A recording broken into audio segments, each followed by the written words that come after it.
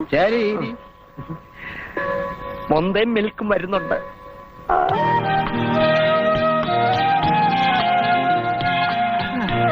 ത്രേസ്യ കൊച്ചു വല്ലാണ്ട് മെലിഞ്ഞു പോയി. ത്രേസ്യ കൊച്ചിനെ നീ വണ്ണം വെപ്പിക്കണ്ട.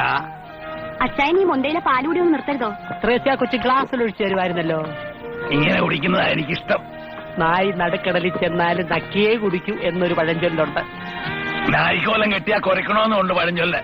നായിന്റെ മോനെ നായേന്ന് വിളിച്ച നായിക്കുണ്ടോ നാണം എന്നും ഉണ്ടൊരു പഴഞ്ചൊല്ല്. നായിന്റെ മോനെ, നായിന്റെ മോനെ എന്നൊരു പഴഞ്ചൊല്ലില്ല. നീ എന്റെ തോളായിരുന്നോണ്ട് ചെവി നിന്നുണ്ട്. മോഹൻചേട്ടന് കുടിക്കാൻ വേണ്ടേ? ഇപ്പൊ കടി തുടങ്ങി. നന്ദ